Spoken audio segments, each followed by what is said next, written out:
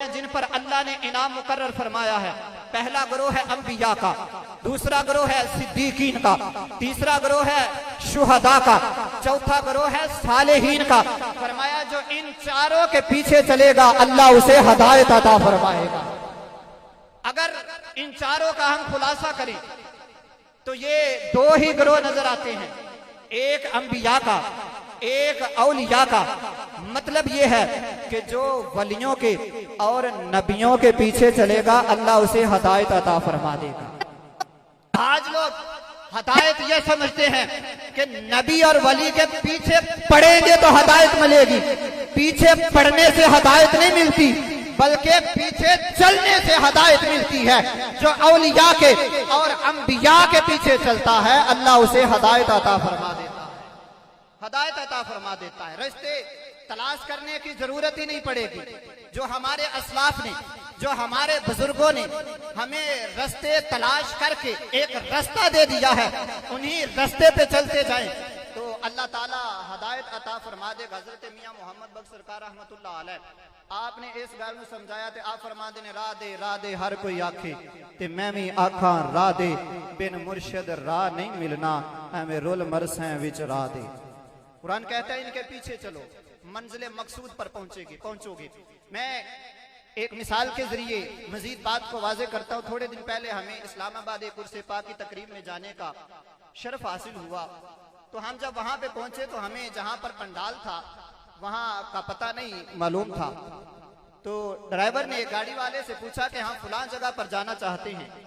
तो उसने बताया यहाँ से दाएं मुड़ना, दाएं जाके एक चौक आएगा, वहां से बाएं मुड़ना, आगे जाएंगे, आगे फलां गली आएगी, गली के फलां कोने के अंदर वो पंडाल लगा हुआ है। तो जब वो सुना तो वो कहने लगे कि मुझे तो ये याद ही नहीं रहेगा, ये क्या एड्रेस इसने बताया है। तो अगर हम गलत रास्ते पे चढ़ गए सफर भी होता रहेगा। 4-5 घंटे पहले सफर किया, मंजिल भी दूर होती रहेगी और वक्त भी जाया होता रहेगा। किसी ड्राइवर से पूछते हैं। जब ड्राइवर से पूछा तो उसने कहा कि आपने जहां जाना है मैंने भी वहां ही जाना है। अब रास्ता पूछने की जरूरत नहीं है, मेरी गाड़ी के पीछे गाड़ी लगाओ, मैं मंजिल पे तुम्हें पहुंचा दूंगा बिला तशमीह हो तमसील। रब फरमाता है अगर तुमने मंजिल मकसूद पर पहुंचना है तो अपनी गाड़ी को इन औलिया की गाड़ी पे लगाओ जिन पर अल्लाह ने इनाम किया है। जहां पर ये मंजिल मकसूद पर पहुंचेंगे अपने साथ तुझे भी मंजिल मकसूद पर पहुंचा देंगे। हम जितने भी लोग यहाँ पे बैठे हैं हम सब भाई पीरों को मानने वाले हैं। क्या फरमाते हैं आप लोग भी औलिया को मानने वाले हैं ना भाई? सुभान अल्लाह फरमाइए जरा। मैनू नकीब साहब कहने लगे कि 2 दिन पहले जी सुर ना बयान करना है, तुझी सुर ना बयान करोगे। मैं कह सैयदा दे नाल सुर होवे ते होर किसी सुर की लोड़ ही कोई नहीं, सैयदा ना सुर होनी चाहिए। भी असी सारे पीरां नूं मनण वाले हां। सवाल ये वे पीरां नूं मनदे हो, पीरां दी भी मनदे हो? भाई पीर को तो मानते हैं, क्या अपने मुर्शिद की बात भी मानते हैं? मैं हर इतवार भी यहाँ पर हाजिरी के लिए हाजिर होता हूँ आपकी जियारत के लिए। आप जियारत जुमे में भी हमें बख्शते हैं, महफिल में भी आपकी जियारत का शर्फ हासिल होता है। तो मैं हर जगह पर इस बात को अप्रिशिएट करता रहता हूँ कि हमारे इलाके के अंदर अल्लाह ताला के फजल से पीर सैयद इमाम अली शाह साहिब का ये आस्ताना, जिसके सज्जादा नसीन हुजूर साहबजादा किबला आलम पीर सैयद शाहिद अब्बास शाह साहिब हैं, ये ऐसा आस्ताना है जहां पर शरीयत की भी पासदारी की जाती है, अकीदा अहले सुन्नत की भी पासदारी की जाती है। और उलमा की मौजूदगी में, सादात की मौजूदगी में, मशाइख की मौजूदगी में मैं जुमला कहना चाहता हूं। इस फितनों के दौर के अंदर अगर कोई पीर, तवज्जो फरमा रहे, मैं क्या कहना चाह रहा हूं, जहां से भी आपका ताल्लुक है, जिस आस्ताने से भी, जहां से भी आप तशरीफ लाए हैं, इस बात को अपने दिल के अंदर जगा दें। इस फितनों के दौर के अंदर अगर कोई पीर अपने मुरीदों का सिर्फ अकीदा बचा ले तो समझ ले उसने पीर होने का हक अदा कर दिया है। फितनों का दौर है, बड़े बड़े आस्थाने किसी ना किसी तरह हमें फिसलते हुए नजर आते हैं, लेकिन हमारा ये आस्थाना अल्लाह के फजल से अकीदे पर भी कायम बंद है और शरीयत पर भी कायम बंद है। मैं दुआ करता हूँ कि खालिक कायनात इस आस्ताने को ता क़यामत शादो आबाद रखे और इसी तरह शरीयत मुस्तफ़ा की खुशबू आती रहे। अहबाब ज़ी वक़ार, औलिया की मोहब्बत, औलिया की सोहबत, औलिया का रास्ता, ये हमारे लिए एक मयार करार दे दिया गया। करीम आका सल्लल्लाहु अलैहि वसल्लम एक इरशाद फरमाते हैं, हुजूर अलैहिस्सलाम की हदीस मुबारका है। सरकार अलैहिस्सलाम ने फरमाया, बनी इसराइल के अंदर एक शख्स फौत हुआ, इंतहाई गुनाहगार था, सियाकार था, तो इलाके वालों ने उसको दफन करना, कफन देना अपनी तौहीन समझा, उसको उठा के बाहर फेंक दिया। अल्लाह ताला ने हजरत मूसा अलैहिस्सलाम की तरफ वही फरमाई, फरमाया मेरे प्यारे कलीम, फुला जगह पर मेरा एक दोस्त मरा पड़ा है, जाओ कफन देके, गुस्ल देके, उसकी नमाज जनाजा अपनी शरीयत के मुताबिक पढ़ के उसकी तदफीन का इंतजाम करो।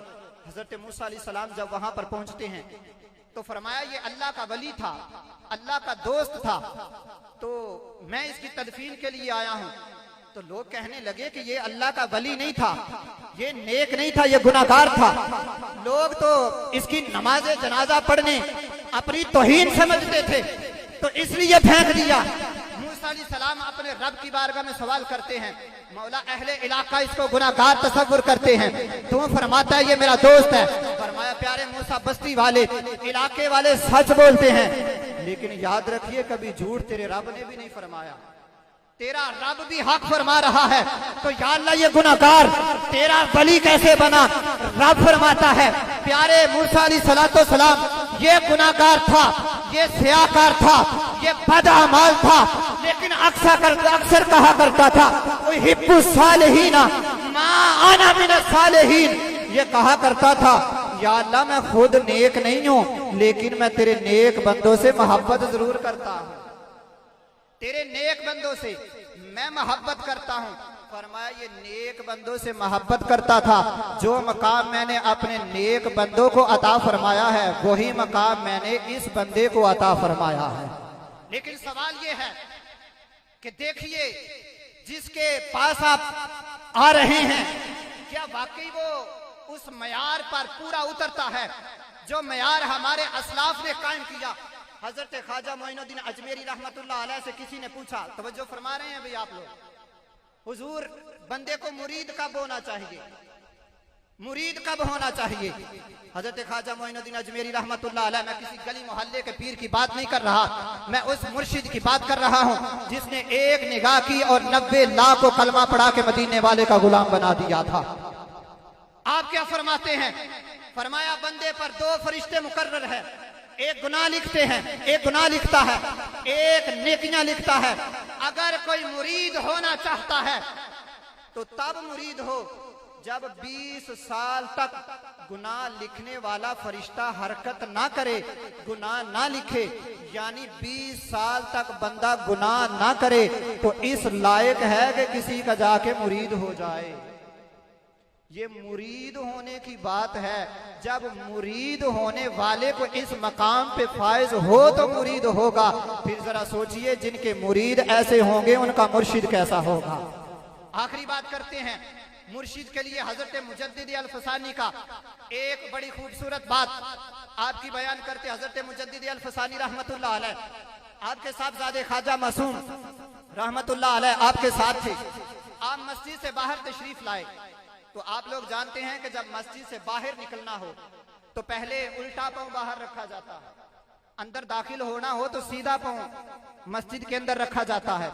मुजद्दिद अल-फसानी रहमतुल्लाह अलैह, तवज्जो नहीं थी, नक्शबंदी मुजद्दिदी आस्थाने पर आने वालों, मुजद्दिदी फिक्र देखिए क्या थी। आपने मशाइख के लिए कैसा मयार कायम फरमाया।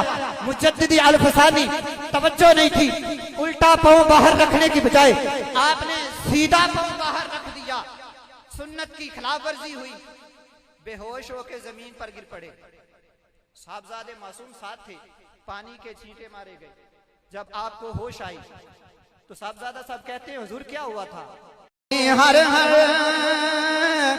अदा सुन्नते मुस्तफा ऐसे पीरे तरीकत पेला खो सलाम मुस्तफा जाने।